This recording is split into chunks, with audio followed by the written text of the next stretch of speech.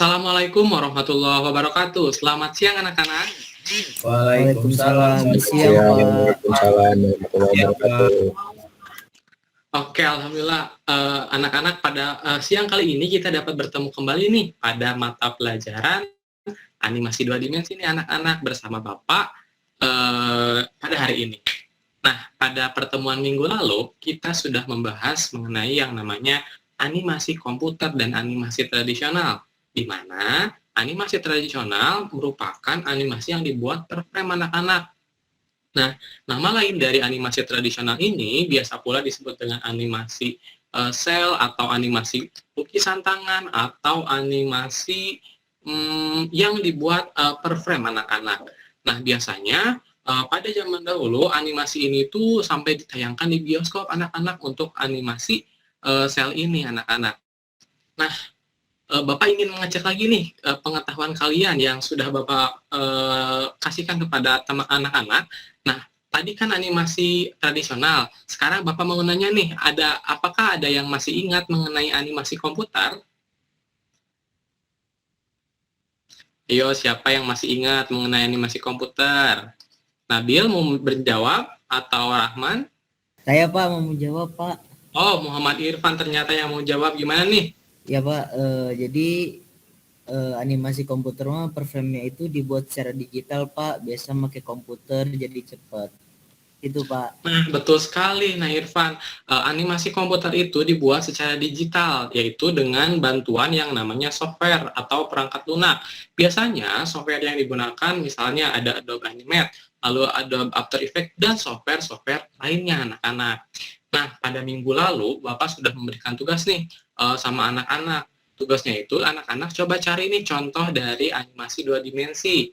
Nah, di sini coba ada yang ingin memaparkan contoh dari animasi 2 dimensi. Halo anak-anak, coba siapa yang mau memaparkan mengenai contoh animasi 2 dimensi? Pak, mau Pak. Boleh, Rahman, gimana nih? SpongeBob Pak, terus Doraemon. Wah, mantap, betul. Itu tayangan kartun di pagi hari ya, anak Rahman. Itu memang betul salah satu contoh dari animasi 2 dimensi yang ada di televisi. Oke, ada contoh yang lainnya nggak nih, anak-anak yang mau menjawab? Saya Pak. Boleh, Nabil, gimana nih? Contohnya apa? Ada Dragon Ball Pak, sama Kapten Tsubasa Pak. Wah, betul banget nih Nabil. Itu memang merupakan salah satu contoh juga animasi 2 dimensi yang ada di televisi. Nah, kok Bapak lihat-lihat nih Nasarul main HP terus ya? Saya Bapak tanya nih. Nasarul ya, Bapak tanya. Nah, Siapa? Menurut Nasarul, apa saja sih contoh animasi 2 dimensi yang ada di televisi? Apa ya? FTP Pak. Hah? Kok bisa FTV jawabannya Nasarul? Parah nih Nasarul nggak memperhatikan Bapak dari tadi. Padahal tadi Rahman, terus Nabil udah jawab contoh animasi 2 dimensi nih. Jangan diulangi lagi ya Nasarul. Oke Pak. Oke sip. Bapak lanjutkan ya ke pembahasan berikutnya. Di sini Bapak akan membahas mengenai fungsi animasi 2 dimensi. Boleh dilanjut slide-nya?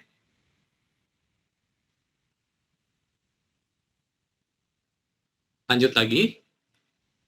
Lanjut. Dilanjut lagi. Lanjut. Nah, di sini dilanjut lagi. Nah, di sini nih. Sekarang Bapak akan menjelaskan nih mengenai fungsi animasi. Apa sih fungsi animasi yang telah kita buat nantinya gitu, atau fungsi animasi yang ada di televisi itu untuk apa, atau fungsi animasi dalam media pembelajaran itu untuk apa. Nah, pertama, fungsi dari animasi itu adalah sebagai perantara, sebagai alat penghubung komunikasi antara si pembuat film animasi dengan penonton animasi, atau kita bisa sebut juga sebagai penikmat dari animasi anak-anak.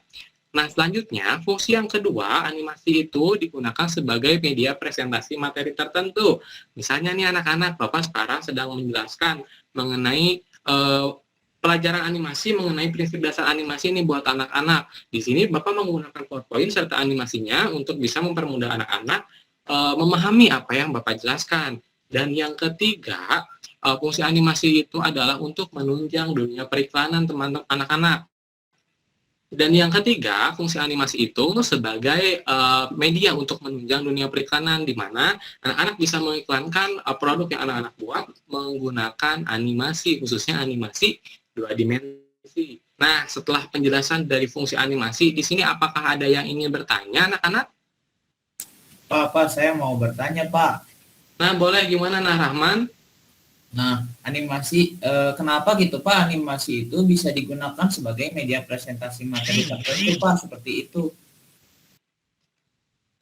Nah, kenapa ya animasi bisa digunakan sebagai media presentasi materi tertentu? Nah, ini misalkan Bapak contohkan nih, misalkan Rahman ingin mengetahui mengenai cara kerja jantung.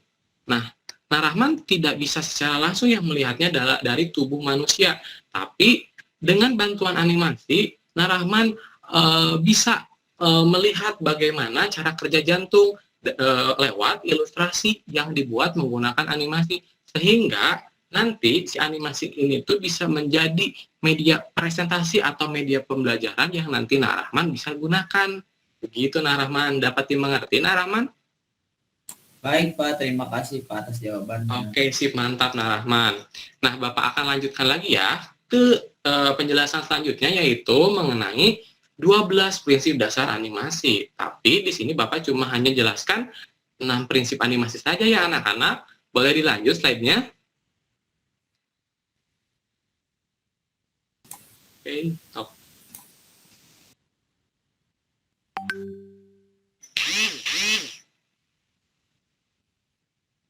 Nah, stop mulai. Nah, di sini Bapak mengambil potongan animasi, film animasi Tom and Jerry anak-anak. Nah, untuk prinsip dasar yang pertama, yaitu prinsip straight head action and pose to pose, di mana gerakan ini tuh adalah gerakan dari satu posisi ke posisi yang lainnya anak-anak. Bisa dilihat ketika si Jerry ini bergerak dari satu posisi ke posisi lainnya anak-anak. Nah, selanjutnya untuk prinsip yang kedua, yaitu prinsip secondary action, di mana prinsip secondary action itu merupakan gerakan tambahan, di mana gerakan tambahan ini tuh digunakan supaya si animasi ini tuh terlihat lebih realistik anak-anak.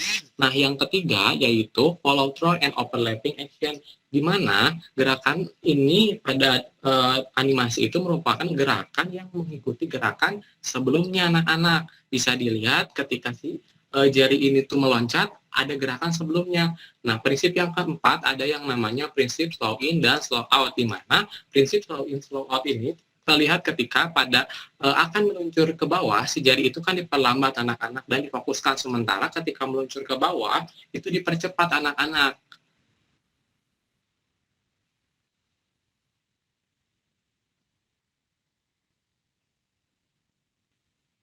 Nah, selanjutnya prinsip yang kelima dari prinsip dasar animasi yaitu prinsip timing, di mana di sini adalah prinsip penempatan waktu yang tepat, di mana ketika si Jerry meluncur ke bawah itu adalah waktu yang tepat dalam animasi ini, itu sesuai dengan tempo dan gerakan dalam animasi ini. Dan prinsip yang keenam yaitu prinsip anticipation, di mana di sini itu kita lihat ketika si Jerry sebelum lari dia itu ada gerak ancang-ancang. Boleh di stop?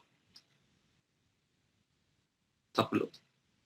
Nah, itu mungkin 6 prinsip dasar animasi yang sudah Bapak jelaskan.